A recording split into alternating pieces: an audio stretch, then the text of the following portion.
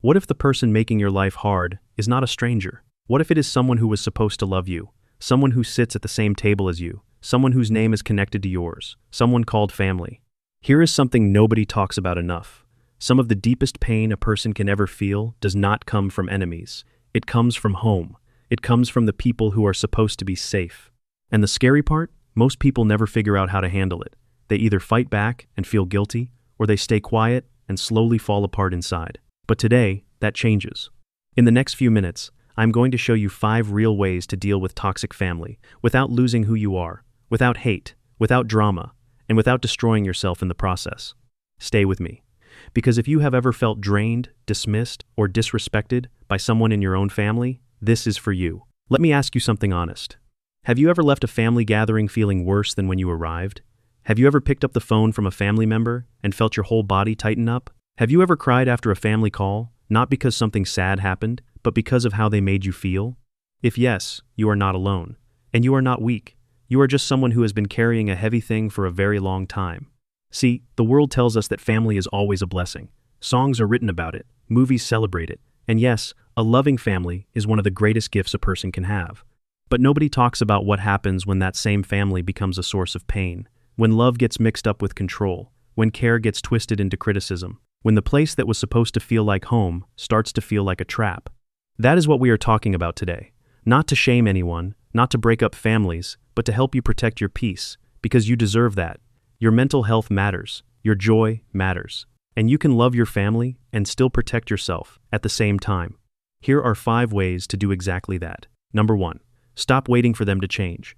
Imagine a little girl who keeps running to a broken water tap every single day, hoping that today water will finally come out. Every day she goes, every day she waits, every day she leaves thirsty. Is the tap bad? Maybe. But here is the real question. Why does she keep going back, expecting something different? That is what many of us do with toxic family members. We keep going back to the same person, expecting kindness this time, expecting them to finally understand us, expecting the apology that never comes, expecting things to be different when nothing has changed. And every time we leave disappointed, it hurts a little more. Here is the hard truth. You cannot change another person. You can love them, you can pray for them, but you cannot force growth into someone who does not want it. And waiting for someone to change before you allow yourself to be okay? That is a trap. A very painful one. Acceptance is not the same as saying what they do is okay. Acceptance simply means, I see this person clearly. I see who they really are right now. And I will stop building my happiness on a hope that they will one day be different. When you stop waiting for them to change, something powerful happens. You stop giving them control over your emotions. You stop living in a cycle of hope and hurt. And you start making choices based on reality, not on who you wish they were. Think about the people in your life who drain you most. Ask yourself honestly, have they changed in the last 5 years? Or are you still holding on to the same hope you had back then? Acceptance is not giving up, it is growing up. It is the moment you stop fighting what is real and start building something better for yourself. Peace does not begin when they finally change. Peace begins when you finally stop waiting. Number 2. Stop explaining yourself to people who do not want to understand. Have you ever tried to explain how you feel to a family member, and by the end of it, somehow you were the problem? You went in trying to be heard. You came out feeling worse. They twisted your words. They made it about them. Or they used your honesty against you later. If this sounds familiar, pay attention to what I am about to say, because it might save you a lot of pain. Not everyone who asks why actually wants an answer. Some people ask questions just so they can argue with your reasons. They are not looking for understanding. They are looking for a hole in your story. They are looking for a way to make you feel bad about having a feeling. And here is the thing. The more you explain yourself to people like that, the more tired you become. Every time you try to justify your choices, your boundaries, your emotions, you are handing them a weapon. You are giving them more material to use against you. Emotional maturity is knowing the difference between people who want to understand you and people who want to control you. You do not need everyone's approval to make good decisions. You do not need everyone to agree before you choose peace. You do not need to win a debate to know that your feelings are real. Sometimes silence is not weakness. Sometimes silence is the smartest thing you can do. It says, I do not need to justify myself to you. My choices are mine, and I am not going to exhaust myself trying to make you comfortable with my growth. Start practicing this one simple thing.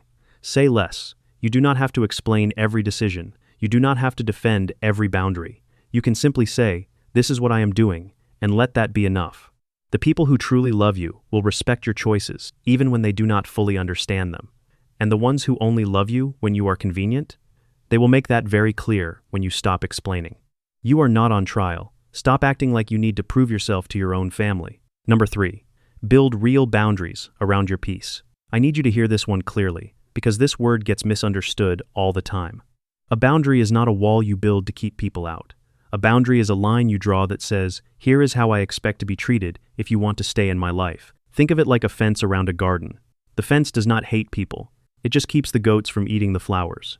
Some family members have been allowed to walk into your emotional garden for years, eating your flowers, stepping on your growth, and leaving a mess behind, not because they are evil, but because nobody put up a fence. Nobody said, this far and no further. Boundaries are not punishment, they are protection. Now here is what nobody tells you. When you start setting boundaries with people who are used to having no limits, they will react badly. They will call you selfish. They will say you have changed.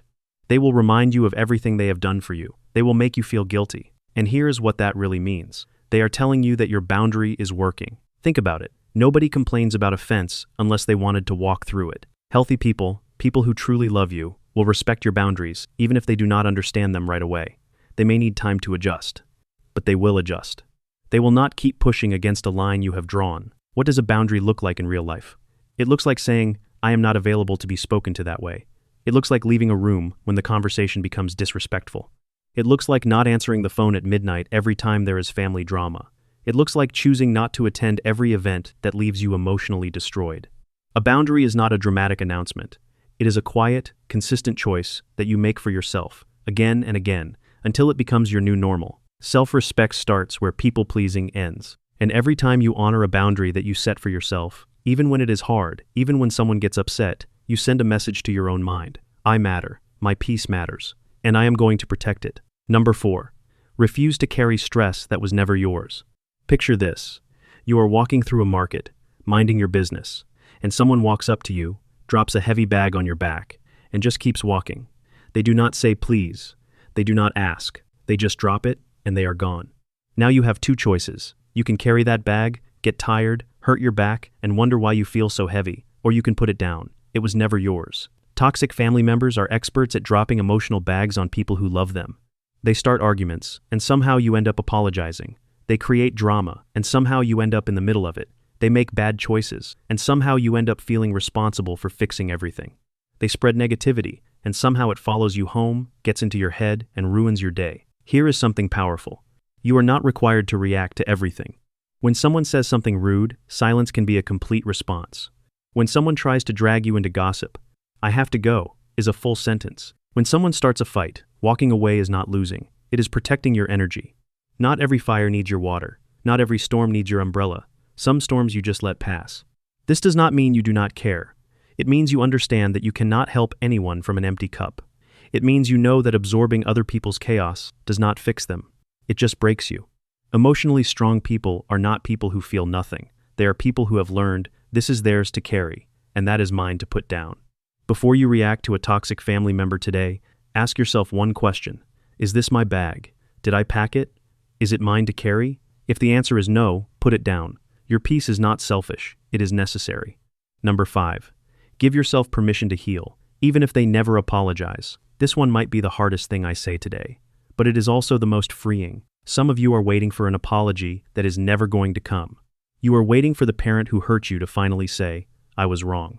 You are waiting for the sibling who betrayed you to come back and make it right. You are waiting for the family member who dismissed your pain to one day understand what they did to you. And while you wait, your life keeps moving. Days pass, years pass, and the hurt stays exactly where it is. Here is the truth nobody told you. Your healing does not need their permission. Healing is not something that happens to you when they finally do the right thing. Healing is something you choose, for yourself, regardless of what they do or do not do. Many people confuse healing with forgiveness. They think, if I heal, it means what they did was okay. If I move forward, it means they win. But that is not how it works. Healing means, I refuse to let what they did to me in the past control my today. It does not erase what happened. It does not mean you trust them again. It does not mean you have to pretend everything is fine. It simply means, I am not going to keep bleeding from a wound that happened years ago.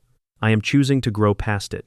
You can love someone, and still choose not to let their past actions ruin your future. You can care about a family member and still decide, I am not going to stay stuck waiting for them to heal me, because they cannot. Only you can do that.